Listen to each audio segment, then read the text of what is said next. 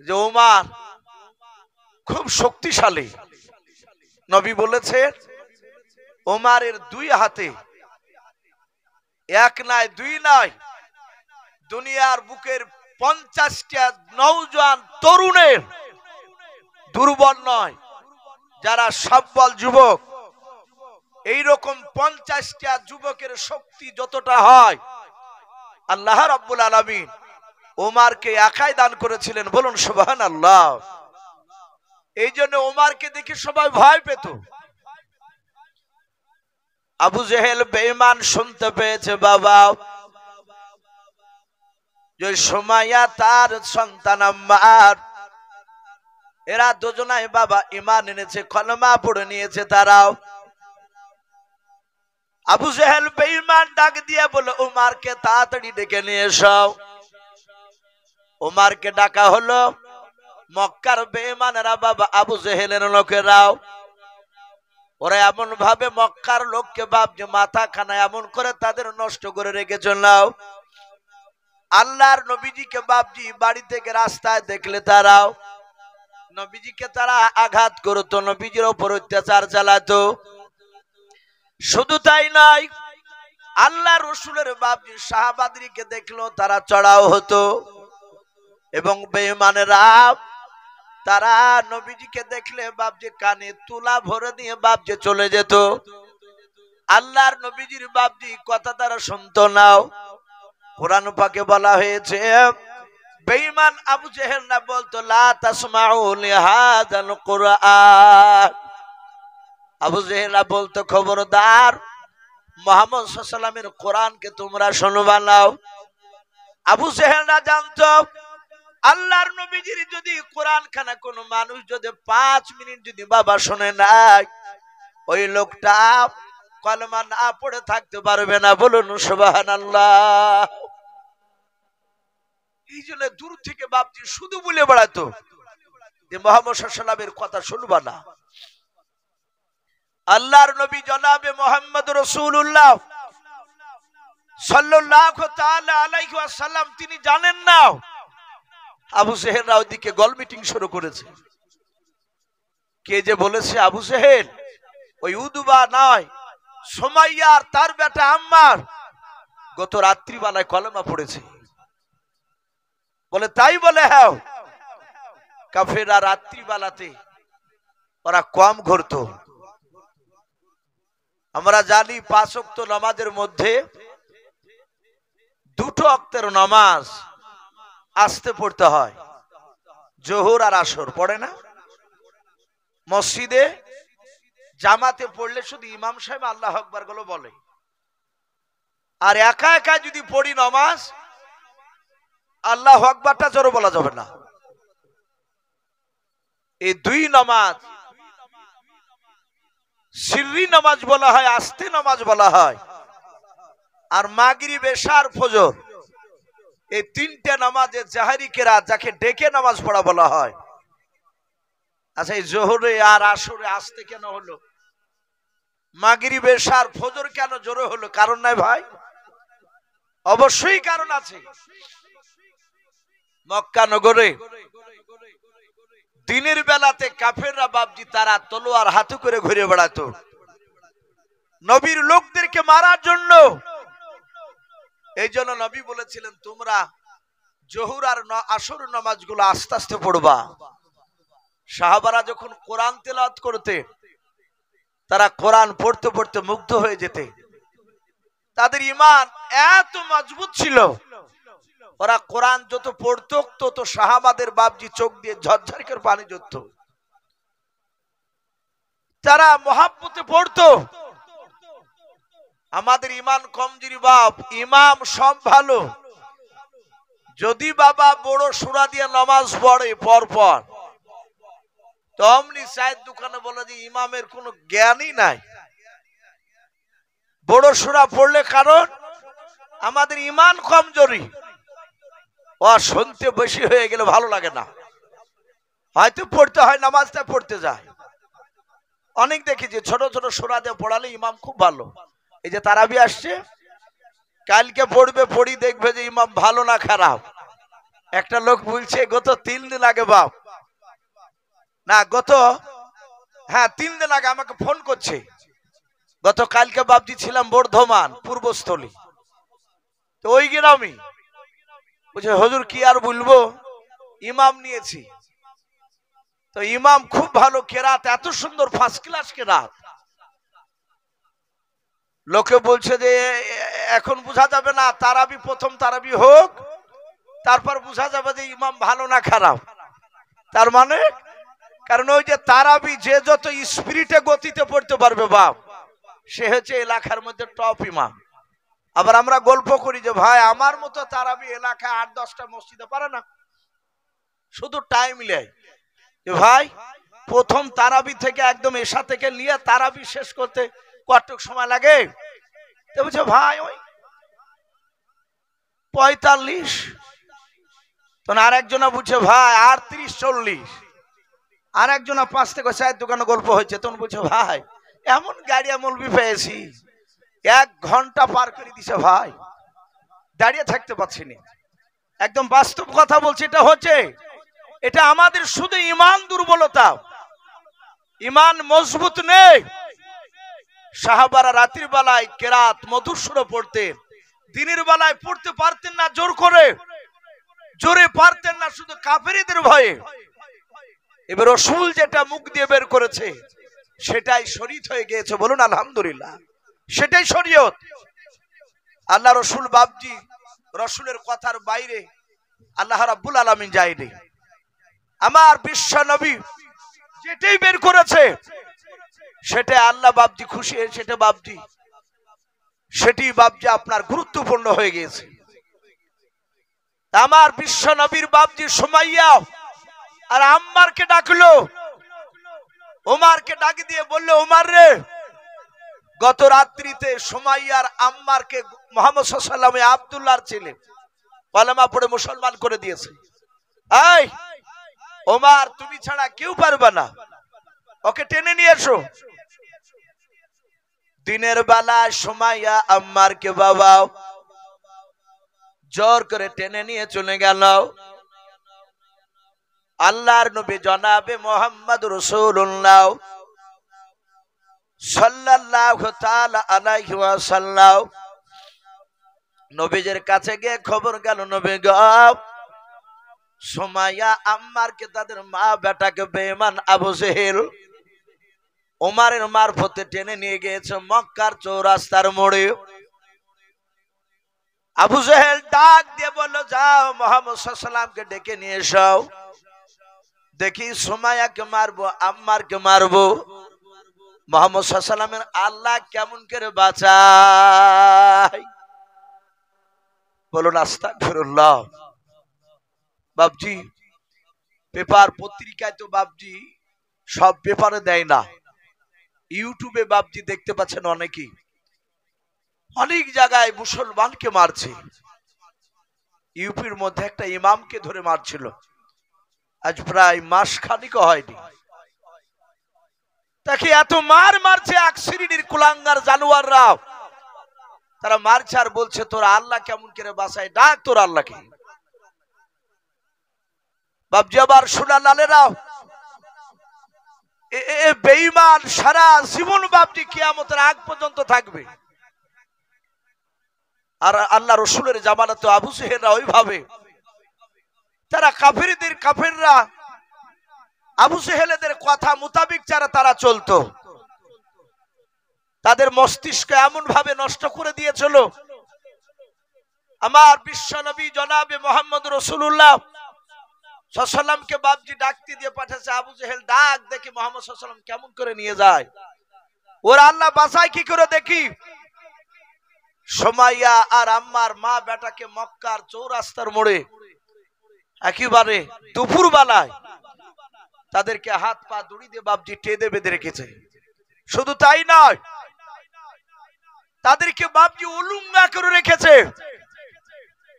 তাদের শরীরে একটা পোশাক নেই, মা বেটা দুজনায় উলঙ্গ, 10 হাত দূরে বাপজি বেঁধে রেখেছে বেঈমানেরাও। যেন মা চোখ খুললি যেন তার বেটার লজ্জাস্থানের দিকে নজর পড়ে।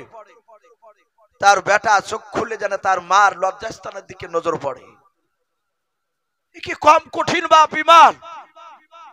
তাদের উপর কি কষ্ট হয়েছে, আজ আমাদের তো কষ্ট পাই না ভাই। শুধু মানুষকে নামাজের জন্য ডাকতে গেলে এতটুক বলে যে কাজ পাও না, ঘুরে ফিরে নামাজ পড়ার জন্য ডাকতে আসছো, ই পড়তে হবে কি না হবে আমরা জানি না, এতটুকু কথা বাপ। তাই বলে বলতে পারবেন না যে ইসু ভাই আমি একজনকে নামাজ পড়তে গেছিলাম আর সে আমাকে ধরিয়ে মারলো। এরকম মারেন আমাদেরকে কেউ? আর আমার বিশ্ব নবীর বাপজি কলেমা পড়ার কারণে ওমর তখন ঈমান আনে নাই, ওমর তাদেরকে আইনি দিয়ে চলে গিয়েছে, লঙ্গা করে রেখেছে। রাসূলকে ডাকা হলো, আমার বিশ্ব নবী বাপজি চলে আসলে হযরতে আম্মার সুমাইয়া তারা পারে না যে দুই হাত দিয়ে লজ্জাস্থানকে ঢেকে রাখে। ওরা দুজনায় কাঁধে চোখ বন্ধ করে, আম্মার নিজের মার দিকে বাপজি তাকাতে পারে নাই, চোখ দুটো বন্ধ করে বলেন মা খবরদার যেন আল্লাহ রসুলকে যেন ভুল বানাও। ও মা মৃত্যুর পর নবীজি বলেছে রাত্রিবেলায় হত্যা যদি করে দেয় বেঈমান কাফেররা আবু জেহেলের লোকেরাও, ওগো মা এর চেয়ে কঠিন ভয়ঙ্কর আযাব হবে জাহান্নামের আগুন।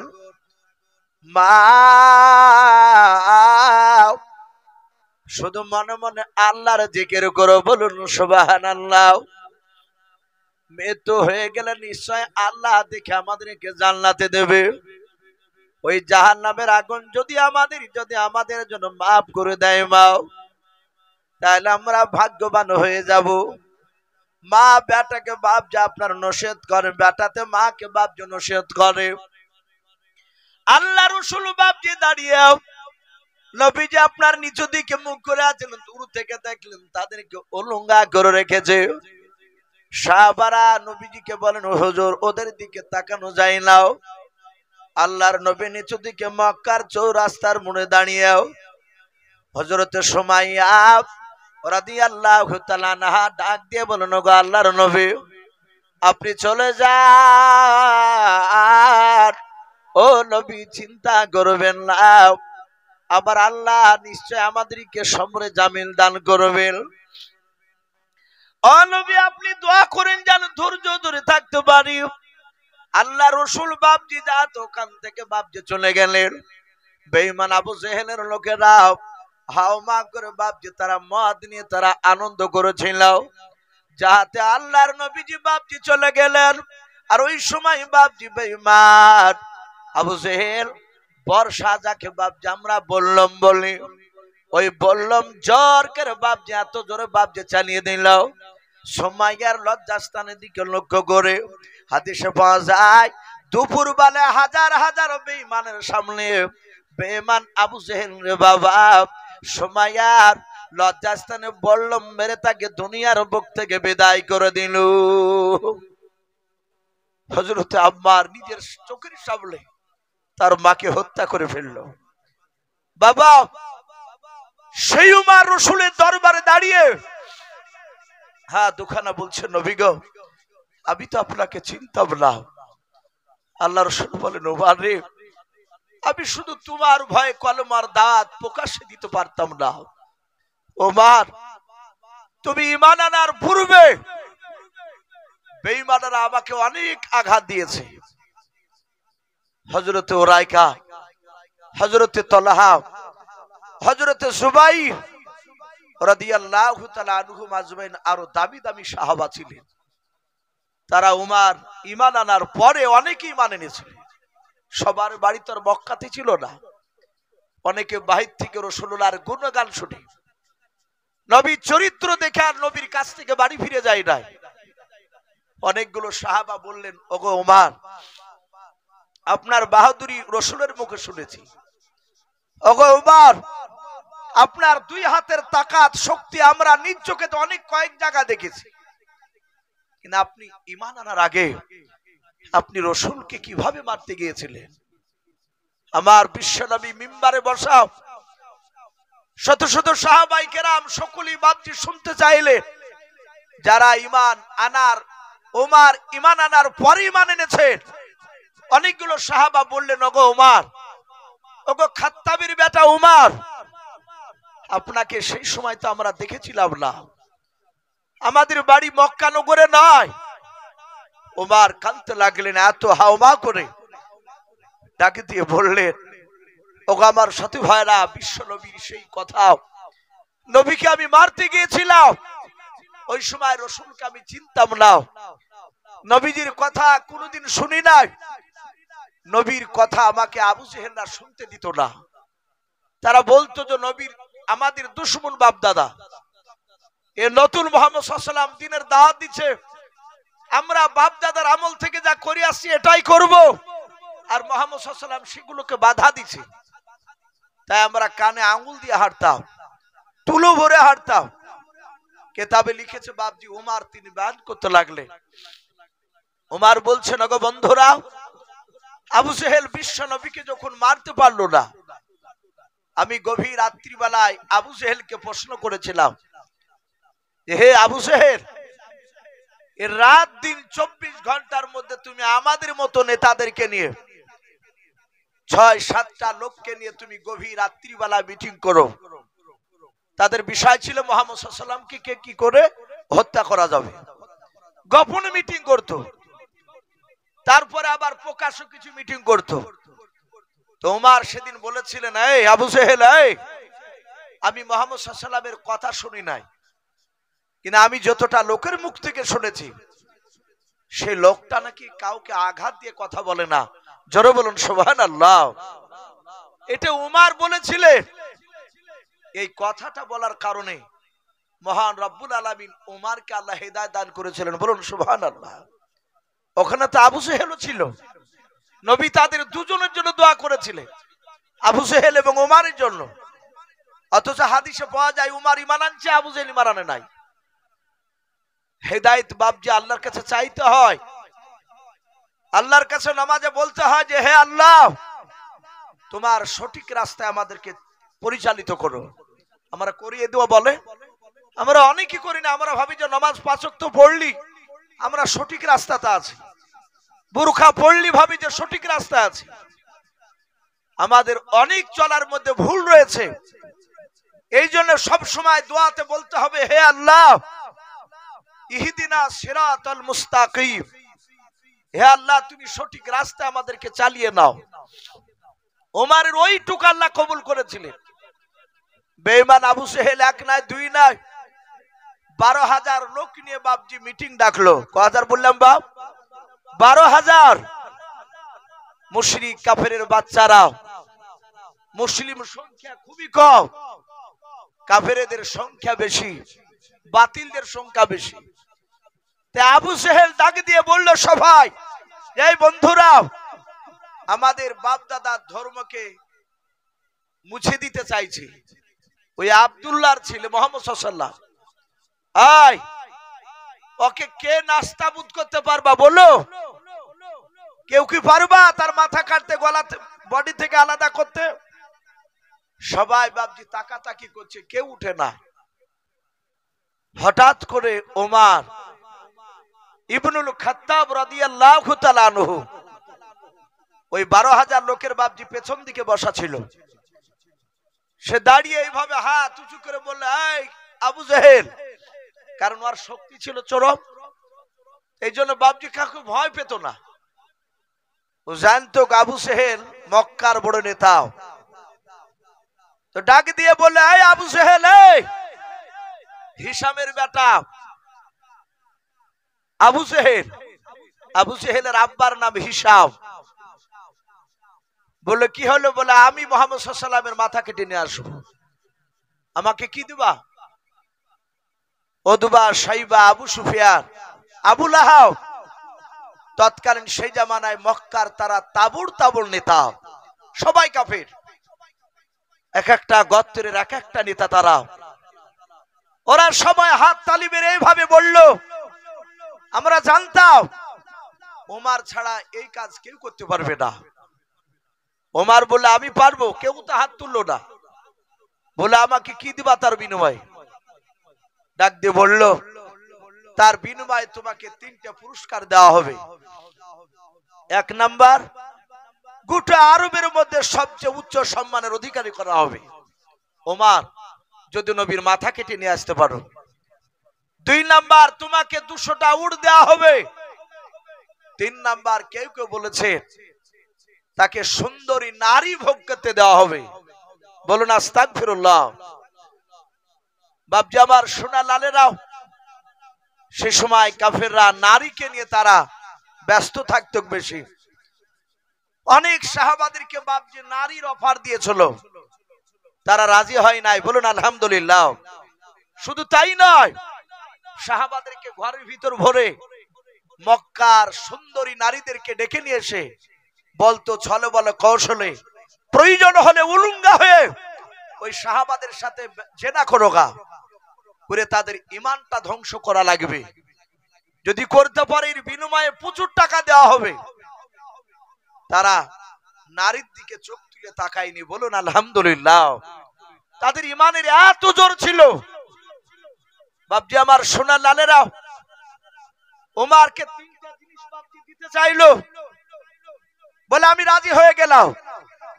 ডাক দিয়ে বলল, ভাই আবু জেহেল, তোমার গুণাবলী শুনেছি, তুমি জবান ঠিক করে কথা দাও না, তুমি গন্ডগোল করে ফেলো। যারা বেদিন হয়, বেঈমান হয়, তাদের প্রতিটা তাদের চরিত্র দিকে লক্ষ্য করে দেখবেন, তাদের কথা দাম রাখে না।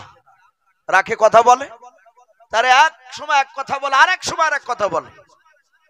এগুলো মিলাবেন এলাকা তো বাপজি অনেক লোককে দেখা যায় সব সময় চিটিং কথা।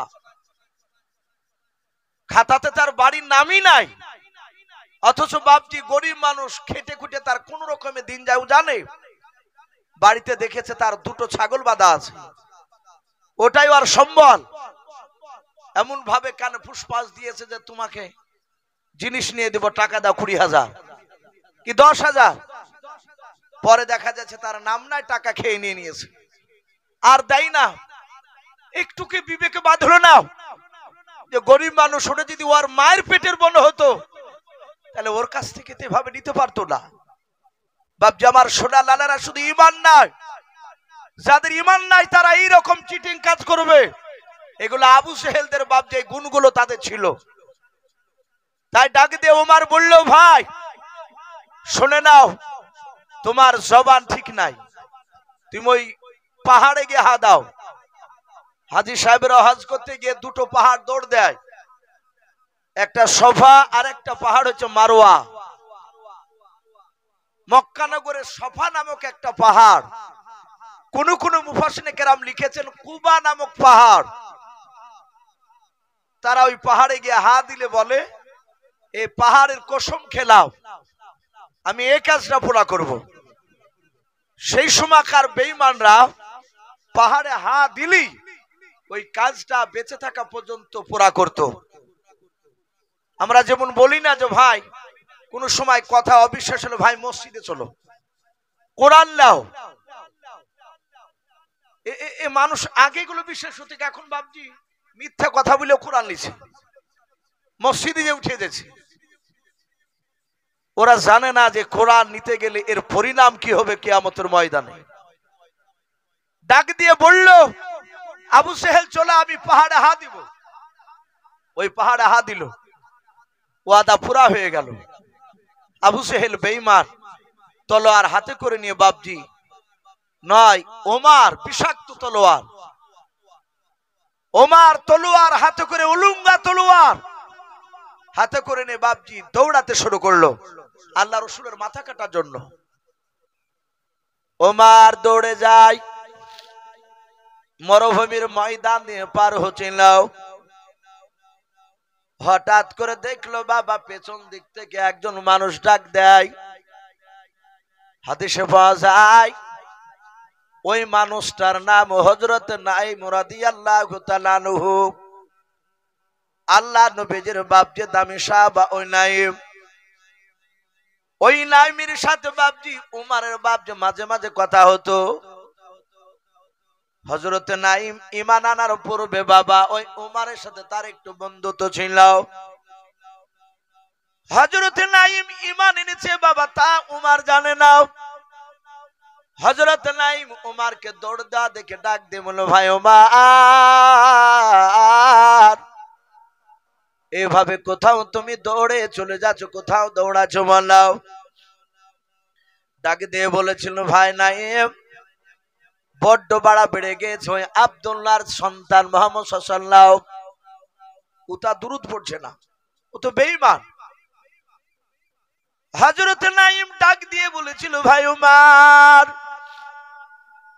তুমি কি করবা? ওই আব্দুল্লাহর ছেলের কাছে গিয়ে বলে, বেটার গলা খানাকে কেটে নিয়ে আসবো, ওকে দুনিয়ার বুক থেকে তাকে বিদায় করে দিব, আর বেঁচে বেঁচে থাকার অধিকার রাখবো না। সঙ্গে সঙ্গে বাবা ডাক দিয়ে নাঈম বলেছিল, ভাই মুহাম্মদ সাল্লাল্লাহু আলাইহি ওয়াসাল্লাম একাই নাই, ওর কিছু সঙ্গ সাথী আছে, তার কিছু বন্ধু আছে। ভাই তুমি একাই গেলে তারা হয়তো তোমাকে হত্যা করে দিবে, শেষ করে দেবে।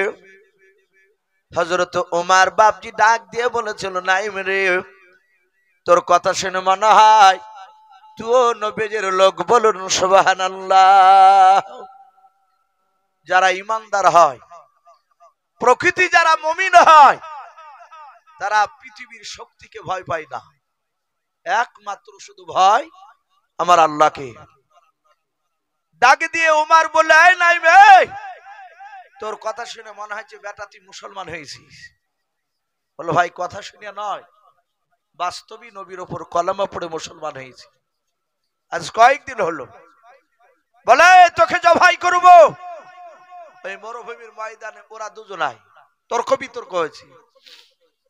হযরতে নাঈম বলেছিল, ওমর, তুই যদি আমাকে 10টা মারিস, আমি তোকে একটা তো মারতে পারবো। ওমর রে, তোর দুটো হাত, আমারও দুটো হাত, তোর শরীরে গোস্ত, আমারও শরীরে গোস্ত। এই ওমর শোন, তোর রক্ত রয়েছে, আমারও রক্ত রয়েছে, প্রতিবাদ ঈমানদাররা করবে। গত মনে হয় সম্ভবত 2 মাস এখনো পরিপূর্ণ হয়নি, ওই ট্রেনে একটা মাওলানাকে ধরে মারছিল, খবর দেখেছেন ভাই আপনারা? কেউ দেখেননি? দেখেছেন না? অনেকেই খজুরি কিনে আবার বলি মৌলবীরে শেষ করে দিল, এই দেশটাকে মৌলবীরে শেষ করে দিল। অথচ মাওলানাদেরকে বাপজি বাইরে মারছে প্রতিবাদ করার জন্য। আমরা অনেকে গুরুত্ব দিনে দেখি নাই। এই পশ্চিম বাংলার মাটিতে ট্রেনে যাচ্ছিল রেজাউল করিম বলে এক মাওলানা, যুবক, বৃদ্ধ নয়, তাকে বলছে পাকিস্তানের জঙ্গি, বাংলাদেশের জঙ্গি। এতদিন এর আগে লাদেন চাচা তাই বলতো না মুসলমানকে অনেক জায়গায়, ওই লাদেনের কথাটা ঢাকা পড়েছে, বলে জঙ্গি। ওই রেজাউল করিম ট্রেনে প্রতিবাদ করলে, ভাই আমি জঙ্গি নয়, আমি ভারতের নাগরিক, আপনিও যেমন নাগরিক আমিও সেরকম নাগরিক। উনি বললেন, ভাই এই ভারতবর্ষের মাটি আপনারও যতটা অধিকার আমারও ততটা অধিকার। এই কথা, হক কথা বলার কারণে তার দাড়ি ধরে, তার মাথা টুপিকে কেড়ে নিয়ে পায়ের জুতার তলে দিয়ে লগড়া ছিল, কিল ঘুষি মেরে লাস্টে তাকে বাপজি সিদ্ধান্ত নিল তাকে ট্রেন থেকে ফেলে দেবে। বছর 2 আগে নিজামুদ্দিন বলে এক ভাইকে বেগুনবাড়ি যে বাপজি বেথুয়াডহরিতে দেবগ্রাম পার হয়ে ট্রেন থেকে ছুঁড়ে ফেলে তাকে হত্যা করেছে। সে মাওলানা না, সে একটা সাধারণ মুসলমান ভাই আমার। ওই অভ্যাস আবা বলছে কি ট্রেন মেরে ট্রেন থেকে ফেলে দেওয়া লাগবে, আয় একে ফেলে দে। তাই নিয়ে বাপজি ফেলছিল। সব অমুসলিম ভাইয়েরা খারাপ নয়, আমার সব অমুসলিম ভাইয়েরা খারাপ নয়। এক শ্রেণীর কিছু বেঈমানেরাও তারা রাজনীতির মুনাফা লুটার জন্য কাজ চালাচ্ছে। একটা হিন্দু ভাই তাকে জোরে ধরেছিল, জোরে ধরে বলেছিল যে না, একে মারা হবে না, এর তো কোনো দোষ নাই, কোনো মতে হিন্দু ভাইটা তাকে ছাড়েনি। যদি বাপজি ছেড়ে দিত, যাক মা বোন আপনারা একটু সামনের দিকে এগিয়ে গিয়ে বসুন। অনেক মা বোন পেছনে দাঁড়িয়ে আছে, তারা বসার জায়গা পাচ্ছে না। মা বোন আপনারা একটু সামনের দিকে এগিয়ে বসুন, পেছনকার মা বোনদেরকে একটু বসার সুবিধা করে দিই। ভাই আমি বলছিলাম, সে হক কথা বলার জন্য বাপজি তাকে মার খেতে হয়েছিল। রেজাল কারিম বলছিলেন, আমার ওই হিন্দু ভাইটার জন্য হয়তো আজ আল্লাহ আমাকে হায়াত দিয়েছে, বেঁচে আছে। অনেক হিন্দু ভাইরা আছে মুসলমানের জন্য, তারা বাপজি জান দিতে রাজি আছে, মুসলমানদেরকে ভালোবাসে অনেকে। আমি বলছিলাম, নাইম বলল, ভাই আমাকে মারার আগে, নবীকে মারার আগে তোমার বাড়ি খোঁজ রেখেছো? বলে বাড়ি মানে? বলে ওমর, তোমার আপন কলিজার টুকরা বোন ফাতেমা আর তার স্বামী শাহিদ, আজ 3 দিন আগে তারা মুসলমান হয়েছে। বলুন সুবহানাল্লাহ। ওমর জানে না, খবর মুঠেই জানে না। ওমর বলল, তাই? বলে হ্যাঁ। বলে মিথ্যা বলছিস না তো? বলে না, মিথ্যা বললে তখন এসে তুমি আমাকে মারো। ওমর কথা দিল, যদি মিথ্যা হয় আমার বোন ওরা তো বেঁচে যাবে যদি কলেমা না পড়ে, আর যদি পড়ে তাহলে ওদেরকে জবাই করে, তোকে জবাই করে তারপরে মুহাম্মদ সাল্লাল্লাহু আলাইহি ওয়াসাল্লামকে জবাই করতে যাব। ওমর দৌড়ে যায়, নিজের বোনের দিকে বাপ যে দৌড়ে চলে গেল। ওমরের বোনের দরজার গুড়ি থেকে, ওমর রে বাবা, ওই সময় ওমরের কানে তুলা ভরা নাই। ওমর কানে বাপ যে আপনার আঙ্গুল দিতে ভুলে গিয়েছে। হযরত ওমর বাপ যে নবীজিকে বাপ যে মারার জন্য তলোয়ার হাতে করে নিয়ে দৌড়াচ্ছিল। তারপরে বাপ যে নিজের বোন শুনেছে কলেমা পড়েছে।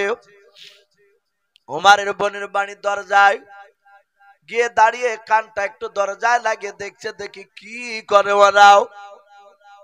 ও বাপ যে ভাইরা, 3 দিন আগে যে ঈমান এনেছিল ওমরের বোন ফাতেমা আর তার দোলা ভাই শাহিদ, ওরা দুজনের বাবা কোরআন শেখার জন্য নবীকে বলেছিল, নবী একজন সাহাবা পাঠিয়ে দেন। এত মধুর কথা, এত সুন্দর মিষ্টি আওয়াজ, আমরা বাড়িতে কোরআন শিখতে চাই। আল্লাহর নবীজি বাবা খাব্বাব নামক একজন সাহাবাকে বলেন, খাব্বাব যাও এদের দুজনকে কোরআন শিখে দিয়ে এসো বাড়িতে, মাঝে মাঝে তুমি যাও। ওই সময় খাব্বাব বাপজি ঘরের দরজাটা বন্ধ করে ফাতেমা এবং শাহিদ তারা স্বামী স্ত্রী দুজনাই কোরআন আওয়াজ বাপজি শুনছিল। হযরতে খাব্বাব তিনি বাপজি কোরআনের আয়াত তেলাওয়াত করেছিলেন মধুর সুরে। আল্লাহ বলেছেন, ওয়ারাতিলিল কোরআন তারতিলাও, কোরআনকে তোমরা মধুর সুরে তোমরা পড়ো। কোরআন এমন একটা জাদুকৃতি কিতাব, যে কোরআন বাপজি শুনতো যারা মন দিয়ে মক্কা নগরে। আজও বাবা গোটা পৃথিবীর বাপজি বুড়ো বুড়ো বাপজি জ্ঞানী গুণী লোকেরা অমুসলিমদের মধ্যে থেকে বাবা যারাই কোরআন মধুর সুরে বাপজি মন দিয়ে দেখতে যায়, তারাই বাপজি কোরআনওয়ালা হয়ে যায়। বলুন সুবহানাল্লাহ। ওমরের কানে গিয়ে বাপজি 3টা কোরআনের আয়াতের আওয়াজ বাপজি ধাক্কা লেগে গিয়েছে। ওমর বাবা চিৎকার করে ডাক দিয়ে বলেছে, বোন ফাতেমা দরজা খোল। যাহাতে দরজা খোলার কথা বলল, হযরতে খাব্বাব কোরআন খানা বাপজি বুকের সাথে বাপজি জোরে ধরলেন। ফাতেমা বুঝতে পেরেছে এই গলার আওয়াজ আমার ভাইয়ের। মনে হয় ওমর জানতে পেরেছে আমরা কলেমা পড়েছি। ওমর মনে হয় আমাদেরকে আর বেঁচে রাখবে না, হত্যা করে ফেলবে। কারণ আমার ভাই অত্যন্ত জিদের রাগের। হযরতে ফাতেমা ডাক দিয়ে বলেছিলেন, ওগো আমার খাব্বাব ভাই, ওমর কোরআনকে চিনে না, কোরআনের হয়তো অবমাননা করবে। ওগো খাব্বাব ভাই, কোরআন খানা তুমি নিয়ে তুমি ঘরের আড়ালে লুকিয়ে যাও। মারির ভয় পালায়নি। ওমর যদি কোরআনটাকে ছিঁড়ে ফেলে দেয়, তাই কোরআনটা নিয়ে ভাই একটু লুকাও, বাকিটা আমরা দেখছি। ওমর কয়েকবার দরজা খুলতে বললে একটু দেরি হলে খুলতে। ওই উমার পা দিয়ে বাপজি দরজায় এত জোরে বাবা আঘাত করলো, দরজাটা ভেঙে গেল। ভাঙার পর উমার দৌড়ে গিয়ে নিজের দুলা ভাইয়ের দাড়িখানা বাম হাত দিয়ে ধরলাও, তলোয়ারের উল্টো পিঠ দিয়ে বাপজি আপনার হাতখানা তলোয়ার ধরে আছে। ডাক দিয়ে বলে, ভাই শুনলাম তুমি নাকি কলমা পড়ে নিয়েছো। হযরতে সাঈদ ডাক দিয়ে বলে, ওরে ভাই উমার, শুধু আমি একাই নয়, শুনে নাও, তোমার বোন ফাতেমা কলমা পড়ে মুসলমান হয়েছে, বলুন সুবহানাল্লাহ।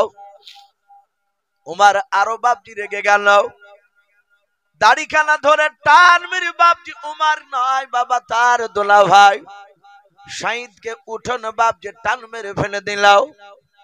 আমরা অনেকে যারা বাপজি আগে না বলি উঠোন বলি, উঠোনে উমারে দোলা ভাই বাপজি পড়ে যাওয়ার পর হযরতে উমার বাপজি নিজের দুলা ভাইয়ের বুকের উপর দাঁড়িয়ে গিয়ে বাবা পা দিয়ে বাপজি মারতে লাগলো, তলোয়ারের উল্টো পিঠ দিয়ে আঘাত করে আর বলে, ভাই এখনো সময় আছে, নবীজিকে ভুলে যাও। হযরত উমার বাপজি মারে, শহীদ কাঁদে আর বলো, ভাই উমার তুমি তো আমার পর নয়, তুমি আমার নিজের মানুষ। ভাই উমার শুনে নাও, তুমি আমাকে মারতে মারতে তলোয়ার দিয়ে যদি আমাদেরকে জবাই করে ফেলো, আমরা দুজনাই কলমা ছাড়তে রাজি নাই, বলুন সুবহানাল্লাহ।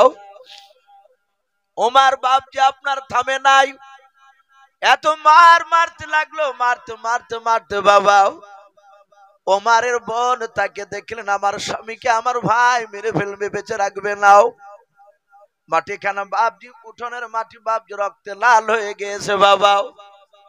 ওমার শুধু মারে, বল নবীকে ছাড়বে কিনা বল। হযরত ফাতেমা দৌড়ে গিয়ে নিজের স্বামীর বুকের উপর শুয়ে পড়ে ডাক দিয়ে বলেছিল, ওগো আমার ভাই, আমার স্বামীকে তুমি আর মেরো না। স্ত্রীতে বাপজি আপনার স্বামীর বুকের উপর যখন শুয়ে পড়ল, ওমার তার দিলের ভিতরটা বাপজি এমনই পাথরের মতো বাপজি শক্ত হয়ে গিয়েছিল। নূরের বাতি বাপজি তখনও জ্বলেনি, হেদায়েতের নূর জ্বলেনি।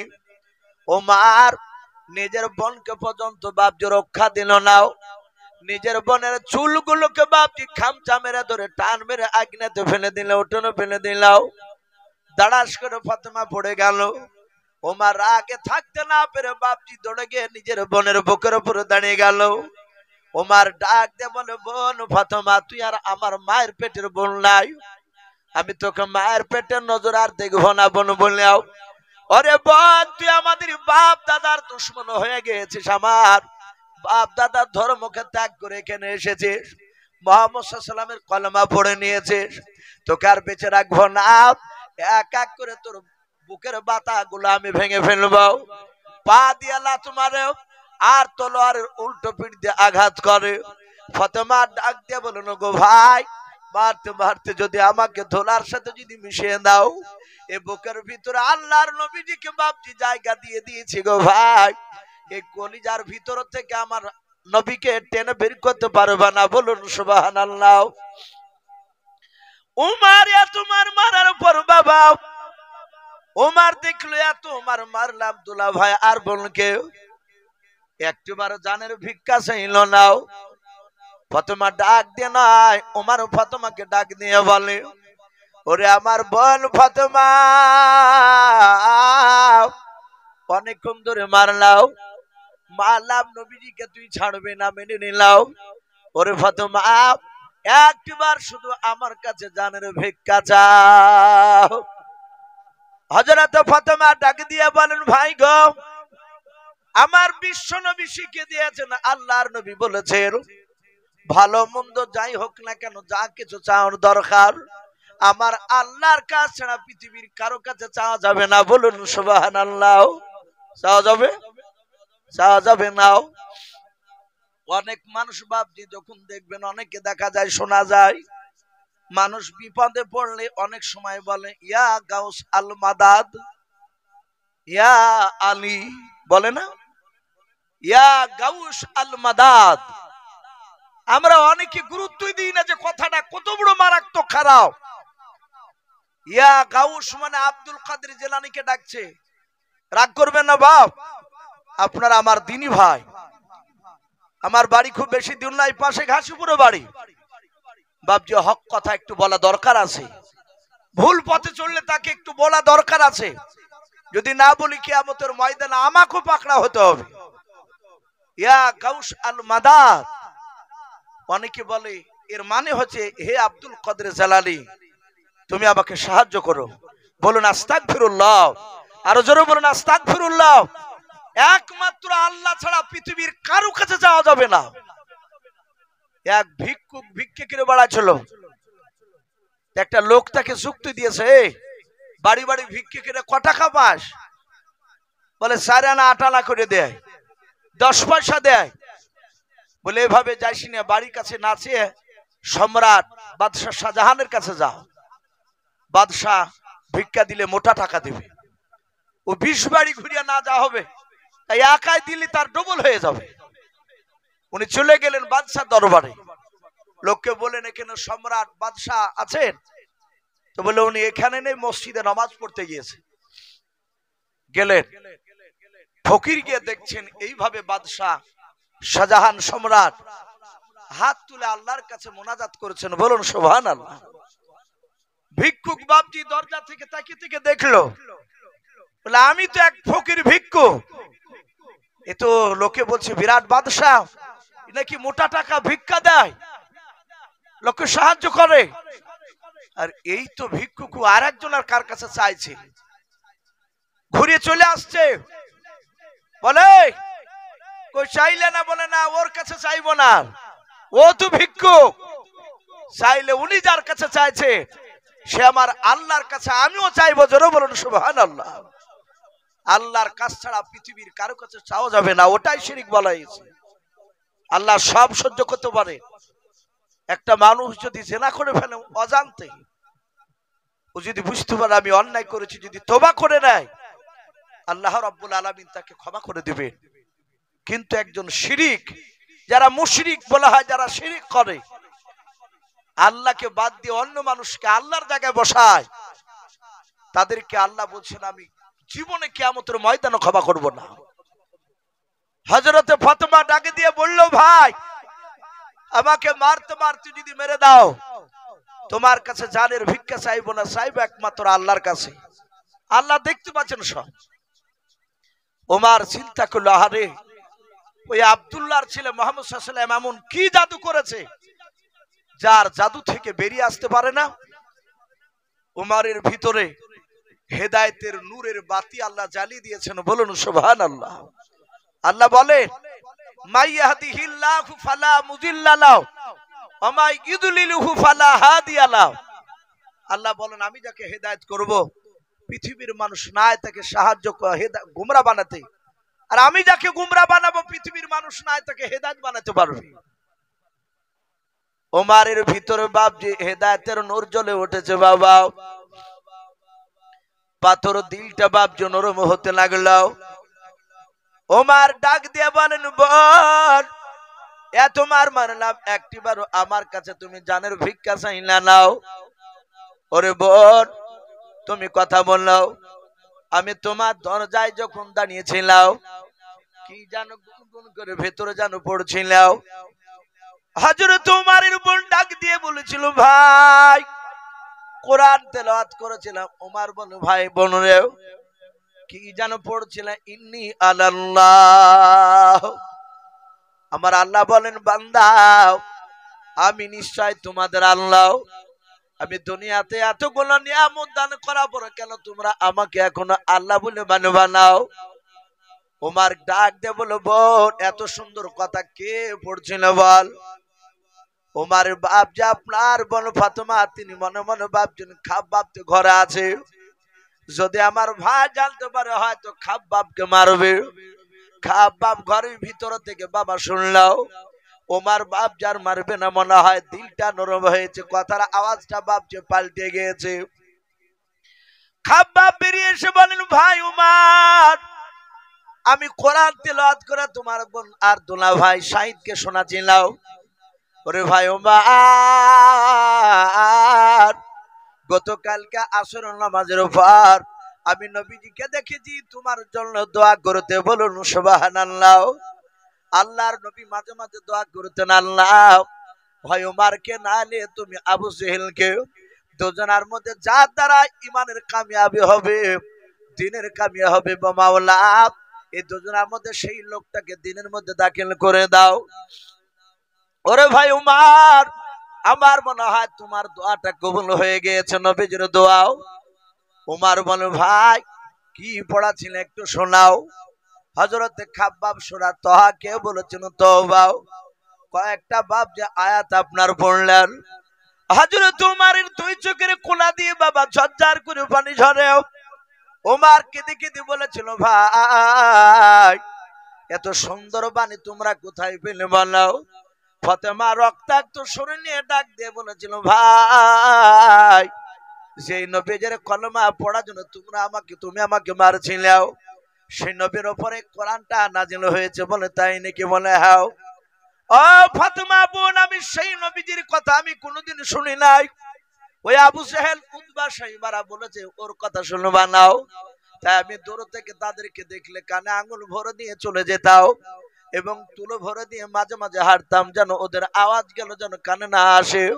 ওরে ভাই খাব্বাব, ওগো শাহিদ ভাই অন্যায় করেছে, তোমাদেরকে মেরে নবীর কাছে নিয়ে চলাও। আল্লাহ রাসূলের সাহাবা শাহিদ আর আপনার ফাতেমা আর খাব্বাব তিনজনাই বাবা ওমারকে ধরে নিয়ে বাপজি চলে যাচ্ছেন আল্লাহ নবীর দরবারে। ওমার ডান হাতে বাপজি তলোয়ার খানা রয়েছে, ওমার মাথায় বাপজি মস্তানি বাপজি পাগড়ি বাঁধা আছে। আল্লাহর নবীজির সাহাবারা দূর থেকে বাপজি দেখতে পেয়েছে ওমারকে। আল্লাহর নবী দরদি নবী জনাবে মুহাম্মদ রাসূলুল্লাহ সাল্লাল্লাহু তাআলা আলাইহি ওয়াসাল্লামের সাহাবারাও ডাক দে বল, নবী গো ওই দেখেন ওমর আসতেছে আপনার দরবারে। ওগো আল্লাহর নবী যে দেখুন আপনার সাহাবা শাহিদ আর খাব্বাব আর ফাতেমা তার বোনকে ওই ওমর ধরে টেনে নিয়ে আসছে, মনে হয় কলমা পড়ে নিয়েছেন, এই কারণে কলমা পড়েছে বলে তাদেরকে হয়তো আপনার সামনে মারবে। ওগো নবী আপনাকে হয়তো বেইজ্জতি করবে, মারতে পারে। নবী গো ওই উমার আপনার দরবারে আসার আগে একটিবার আপনি আমাদেরকে হুকুম করে দাও, আপনার অনেকগুলো সাথী ভাইয়েরা আমরা দাঁড়িয়ে আছি, ওগো আমার নবী একবার আপনি অর্ডার করেন, হুকুম করে দেন, আমরা গিয়ে আবু জেহেল নাই উমারকে জবাই করে আমরা তাকে জাহান্নামে পাঠিয়ে দেব। আল্লাহ রাসূল দাঁড়িয়েছিলেন।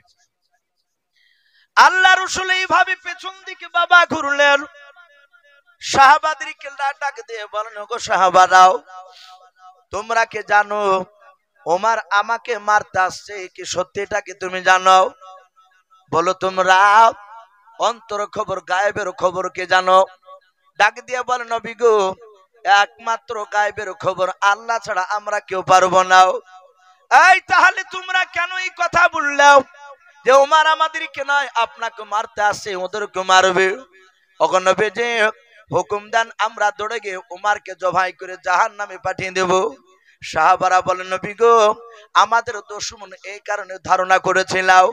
আল্লাহর নবী বলেন, সাহাবারা কেউ যেন সামনে দিকে যাবে না আর খারাপ ধারণা করবে না, এটাও হতে পারে হয় তোমার আমার কাছে এসে কলমা পড়তে পারে, বলুন সুবহানাল্লাহ। না মারতে পারে, যদি কলমা পড়ে আসে বলে সেটা তো বলতে পারছি না। আল্লাহর নবী জনাবে মুহাম্মদ রাসূলুল্লাহ সাল্লাল্লাহু তাআলা আলাইহি ওয়াসাল্লাম দরদি নবী ডাক দিয়ে বলেন, আমার সাথে ভাইরাও কেউ তোমরা এখান থেকে ওমরের দিকে এগোবা না, যাবা না। ডাক দিয়ে বললেন, এই আমার সাথী ভাইরা তোমরা দাঁড়িয়ে থাকো, আমি উমারের কাছে গিয়ে দেখবো উমার কি কারণে আসতেছে আমার দরবারে। সাহাবারা বলেন, আমরা দাঁড়িয়ে থাকলাম, নবী বারণ করেছে আর যাওয়া যাবে না। আমরা দেখলাম আল্লাহর নবীজি বাপজি উমারকে দেখলেন, উমার প্রায় 50 থেকে 60 হাত দূরে ছিলেন বাবা। নবীর দরবারে তিনি আসছিলেন। আল্লাহর নবীর সাহাবারা বলে দেখলাম উমার আসতেছিল নবীজির কাছে পৌঁছানোর আগে। দরুদ নবী আমার আর দাঁড়িয়ে থাকলেন না, সোজা আমাদের কাছ থেকে দৌড়ে গিয়াও নবী আমার উমারের কাছে দৌড়ে গিয়ে বাপজি উমারের কলার খানা বাপজি চেপে ধরলেন। আল্লাহর নবীজি উমারের কলার ধরলেন জামার। উমার বাপজি দাঁড়িয়ে আছেন নবীর চেহারার দিকে বাবা ফেল ফাল করে চেয়ে আছে। উমার ডান হাতে বাপজি তলোয়ার খানা নিয়াও আল্লাহর দরদি নবী জনাব মুহাম্মদ রাসূলুল্লাহ সাল্লাল্লাহু তাআলা আলাইহি ওয়াসাল্লাম দরদি নবী ডাক দিয়ে বলেন, উমার আর কতদিন তুমি পাগলামি করবে বলো? আল্লাহ রাসূল বাপজি উমারের কলার খানাকে ধরে আর বলেন, এই উমার আর কতদিন পাগলামি করবা? অনেক পাগলামি করা হয়েছে রে উমার। উমার রে শুধু তোমার ভয়ে প্রকাশ মক্কা নগরে কলমার দাওয়াত দিতে পারি না। ওরে উমার ওই দেখো তোমার সাথী ভাইরাও তারা তোমার জন্য অপেক্ষা করতেছে। উমার রে তুমি কবে আমাকে চিনতে পারবা? এই উমার তুমি মহব্বতের নজরের চোখে তুমি আমার দিকে একটু তাকাও। উমার রে আমি দুনিয়ার মধ্যে ভন্ডা নবী নয়, আমি রহমাতুল আলামিন পয়গম্বর জনাবে মুহাম্মদ রাসূলুল্লাহ সাল্লাল্লাহু তাআলা আলাইহি ওয়াসাল্লাম। ওরে উমার তোমার সাথী ভাইদেরকে নিয়ে তুমি কবে বললো তুমি আমার হয়ে কলমার দাওয়াত দিতে যাবা? জোরে বলুন সুবহানাল্লাহ। সাহাবারা বলেন আমরা তাকে থেকে দেখলাম আল্লাহর নবী জনাবে মুহাম্মদ রাসূলুল্লাহ সাল্লাল্লাহু তাআলা আলাইহি ওয়াসাল্লাম দরদি নবী বাপজি কান্না করেছিলেন ওমরের কলার ধরে। ওমর বাপজি বাচ্চা ছেলের মতো বাপজি ফুফড়ে ফুফড়ে কাঁদতে লাগলো। ওমর নবীজির পায়ের তলে তলোয়ার খানা রেখে দিয়ে ডাক দিয়ে বলেছিলেন, ওগো নবীজি এতদিন আপনাকে চিনতে পেরেছিলাম না নবী গো, এই চোখ দিয়ে চিনতে পেরেছে আপনি এত বড় দামি রাসূল। ওগো আল্লাহর নবী শুনে নেন, আপনার পায়ের তলে তলোয়ার দিলাম, এই তলোয়ার দিয়ে হয়তো আপনি ওমরকে জবাই করে দিতে পারেন, আর নাহলে আপনার যদি একটু দয়া হয় আপনি ক্ষমা করে দিয়ে আপনি আমাকে মুসলমান বানাতে পারেন। আল্লাহর নবীজি বাপজি ওমরকে বুকের সাথে পাঁজা মেরে জড়ে ধরলেন। নবী আমার কপালে ওমরে চুমা দিয়ে ডাক দিয়ে বলুন, ওমরে শুনে নাও আমি দুনিয়ার বুকে বদলা নিতে আসি নাই। জোরে বলুন সুবহানাল্লাহ। আল্লাহ রাসূল কাঁদেন আর বলেন, ওমর আমি বদলা নিতে আসি নাই, আমাকে বদলা নেওয়ার জন্য পাঠাই নাই, আমাকে রাহমাতুল আলামিন পয়গম্বর রাসূল করে পাঠিয়েছে। ওমর আমি তোমাকে ক্ষমা করে দিয়েছি, আল্লাহর কাছে দোয়া করছি আল্লাহ তোমাকেও ক্ষমা করবে। হে ওমর পড়ে নাও কলমা লা ইলাহা ইল্লাল্লাহু মুহাম্মাদুর রাসূলুল্লাহ। সকলে বলুন সাল্লাল্লাহু তাআলা আলাইহি ওয়াসাল্লাম। বাপজি সাদা হাতে কলমা পড়ে তিনি মুসলমান হয়ে গেলেন। ওমর বললেন, ওগো নবী আজ বুঝতে পেরেছি এই ইসলাম সত্য। হে নবী আর ভয় করা লাগবে না। নবী আপনার ডান পাশে উমর দাঁড়িয়ে, নবী আপনি এক্ষুনি চলুন কাবা শরীফে মক্কাতে দাঁড়িয়ে প্রকাশ্যে আপনার সাথী ভাইদেরকে দিয়ে আযান দিয়ে আমি উমর দাঁড়িয়ে ওই জায়গাতে জামাত করে নামাজ আদায় করব। জোরে বলুন সুবহানাল্লাহ। বাপজি মক্কার কাফিরেরা তারা ভয় ধরে গেল, এই জন্য বাপজি মাঝে মাঝে দোয়া করবে। আজ আমিও জুম্মার নামাজের পর দোয়া করেছি, সকলেই দোয়া করবে, হে আল্লাহ তুমি দুনিয়াতে ওমরের মতো নেতা বানিয়ে দাও। বলুন আল্লাহুম্মা আমিন। আজ ফিলিস্তিনের বাপজি আমার মা বোনদেরকে ইসরায়েল ইহুদি কুত্তার বাচ্চারা তারা ধরে হত্যা করেছে। শুধু হত্যা নয়, আমাদের মা বোনদেরকে যারা বুরকা পরা থাকে তারা এত সুন্দরী ফিলিস্তিনের বাপজি মা বোনদেরকে ধরে নিয়ে গিয়ে ওই ইহুদি কুত্তার বাচ্চারা তারা জোর পূর্বক ধর্ষণ করছে। বলুন আস্তাগফিরুল্লাহ। শুধু ধর্ষণ নয়, তাদেরকে বাপজি ধর্ষণ করার পর তাদেরকে জীবন্ত বাপজি আগুন দিয়ে পুড়ে দিচ্ছে, জবাই করে ফেলছে। তাই বাপজি আমাদের পৃথিবীতে এখনো উমরের মতো নেতার অভাব। আমরা দোয়া করি, হে আল্লাহ, গোটা পৃথিবীতে প্রতিটা দেশে তুমি ওমারের মতো বাদশা বানিয়ে দাও। জোরে বলুন আল্লাহুম্মা আমিন।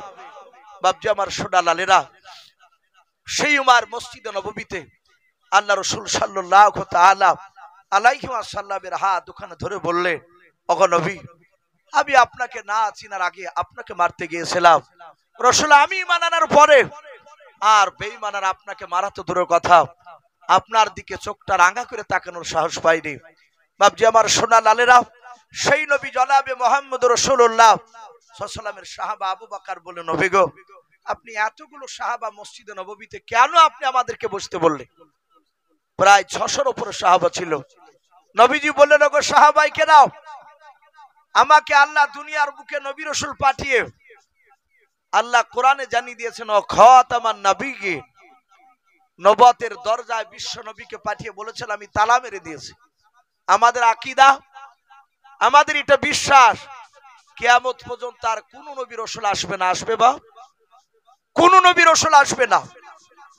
তাই নবী বললেন, এই সাহাবারা, আমাকে পূর্ণাঙ্গ দিন দিয়ে পাঠিয়েছে, আমি তোমাদের মধ্যে একজন সাহাবাকে দেখতে চাই, যেই দেশের বাদশা বেঈমান, তার দেশের নাগরিক বেঈমান, সেই দেশটার নাম হচ্ছে সম্রাট রোম দেশ। আর সেই রোম দেশের সম্রাট, তার নাম হচ্ছে হিরাক্লিয়াস। বুখারীতে বাপজি তার কয়েকবার নাম রাসূলুল্লাহ নিয়েছে, বুখারীতে তার নাম এসেছে। সেই বাদশা হিরাক্লিয়াস বেঈমান হলো, তার বুদ্ধি ছিল। অনেক সময় নবীজি তার প্রশংসা করেছে বুদ্ধির।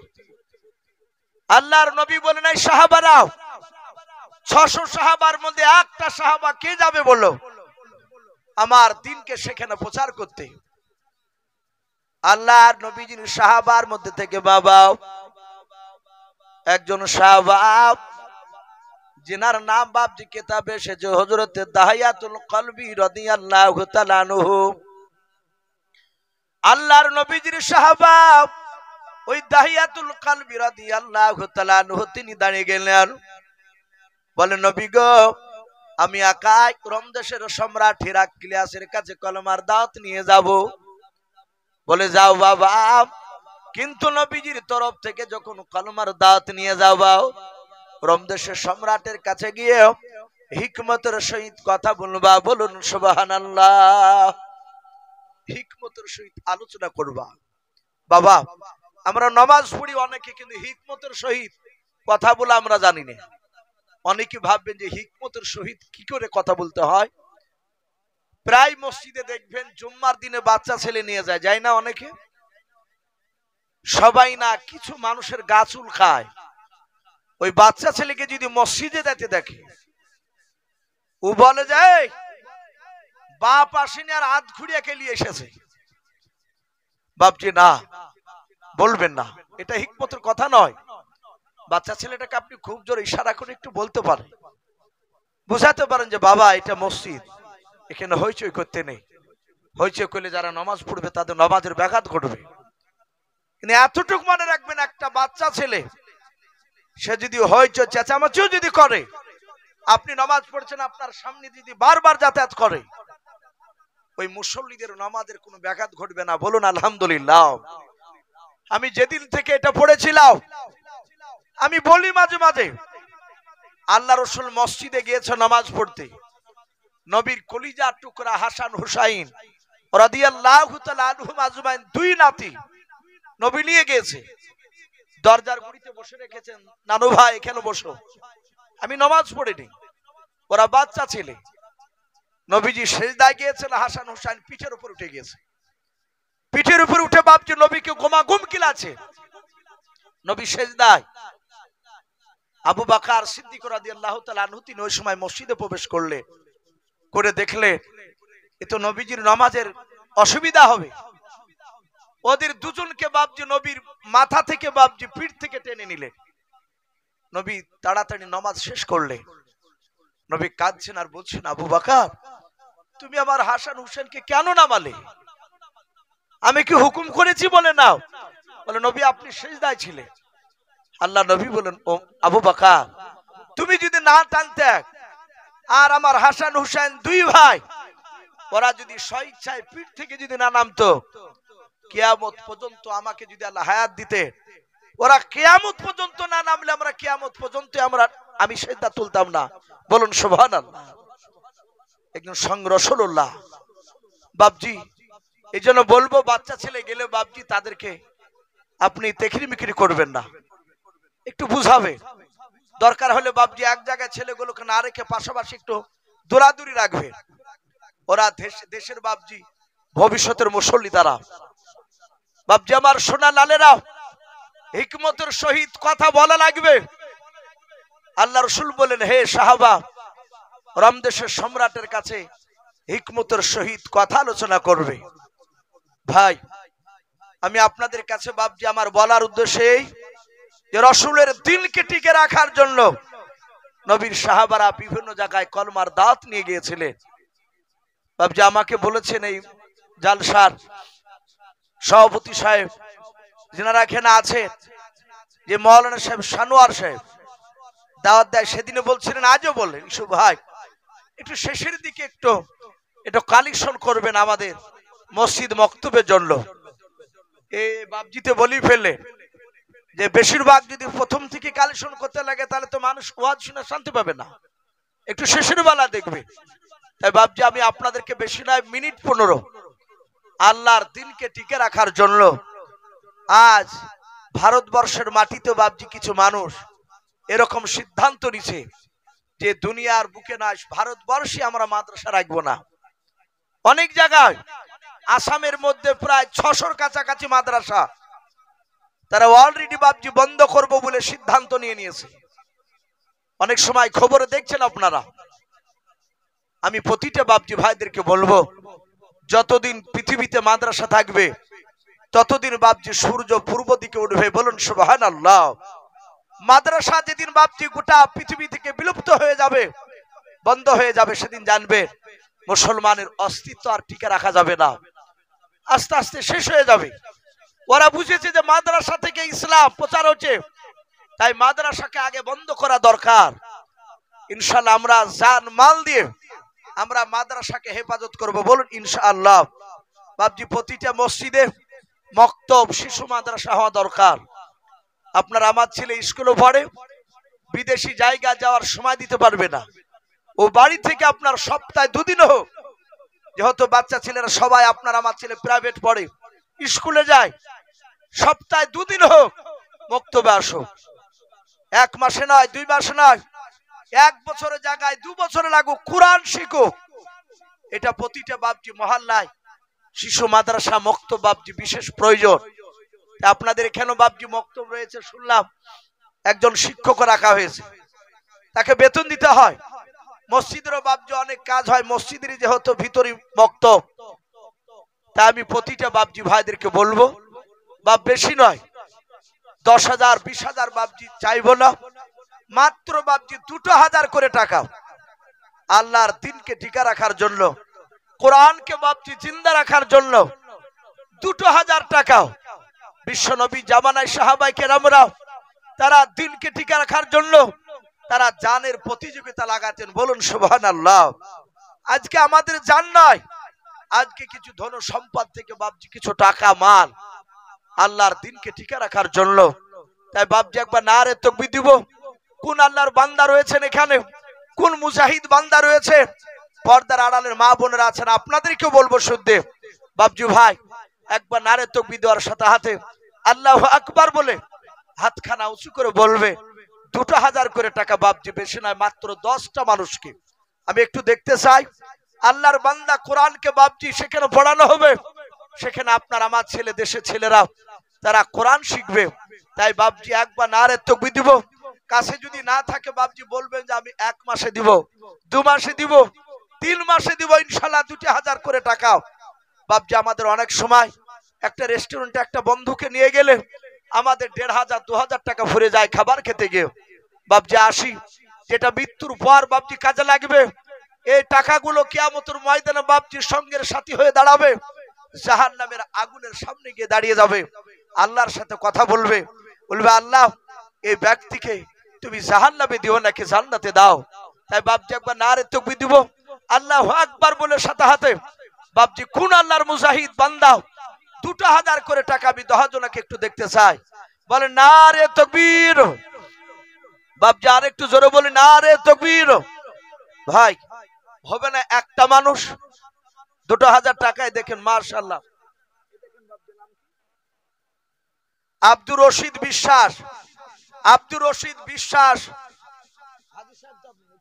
মাশাআল্লাহ, হাজী আব্দুর রশিদ সাহেব উনি বলছেন আমি 2000 টাকার দাতা। বলুন মারহাবা, আর জোরে বলুন মারহাবা, বলেন নারে তাকবীর। বাপজি একটু ছোট্ট করে দোয়া করে আল্লাহুম্মা আমিন। রব্বানা যালামনা আনফুসানা ওয়া ইল্লাম তাগফির লানা ওয়া তারহামনা লানাকুনান্না মিনাল খাসিরিন। রব্বানা লা তুযিগ কুলুবানা বা'দা ইয হাদাইতানা ওয়া হাব লানা মিন লাদুনকা রাহমা ইন্নাকা আনতাল ওয়াহ্হাব। আয় আল্লাহ, তোমার রাসূলুল্লাহর দিনকে টিকে রাখার জন্য আল্লাহ শিশু মাদ্রাসায় কোরআন তেলাওয়াত করা হয়, আলিফ বা তাসা পড়ানো হয়। আয় আল্লাহ, সেই কোরআনের আয়াতকে জিন্দা করার জন্য তোমার বান্দাদের কাছে মহলারে 2000 করে টাকা চেয়েছে। আয় আল্লাহ, তোমার একজন হাজী আব্দুর রশিদ সাহেব বিশ্বাস 2000 টাকা দান করেছে রে মওলা, তুমি তার 2000 টাকা দানকে তুমি কবুল করে নিও। আয় আল্লাহ, তুমি তার আব্বা মা যদি দুনিয়ার বুক থেকে বিদায় নিয়ে চলে যায়, তার আব্বার কবরের মার কবরের আযাবগুলো তুমি মাফ করে দাও। আল্লাহ, তার যত আত্মীয় স্বজন চলে গিয়েছে সকলের কবরের আযাবগুলো তুমি মাফ করে দাও। আল্লাহ, তোমার বান্দারা দিবে, আল্লাহ তোমার সকল বান্দার দানকে তুমি কবুল করে নিও। আল্লাহ, তুমি দাম মেহেরবান করে দোয়াটুকু নবীর ওসিলা করে বলে কবুল করে নাও। সুবহান রাব্বিকা রাব্বিল ইজ্জাতি আম্মা ইয়াসিফুন ওয়া সালামুন আলাল মুরসালিন ওয়ালহামদুলিল্লাহি রাব্বিল আলামিন। বলেন মারহাবা। ভাই আর বেশি নাই, আর 9 জন ব্যক্তি জি 2000 করে টাকা একটু জটজট করে আসি শোনা আল্লাহর দিনকে টিকে রাখার জন্য। বাপজি আর কি হবে না, আল্লাহ কোরআন পাকে বলেছে ওমা খলাকনাকুম আজওয়াজা, আমি প্রতিটা জিনিস আমি জোড়া জোড়া করে তৈরি করেছি। এই বাপজি দেখে আর একজন বান্দা আল্লাহ শয়তানে বাপজি বাধা দিবে দিস না, কিন্তু বাপজি আমরা একটু দিই। আল্লাহ রাব্বুল আলামিন বলেছেন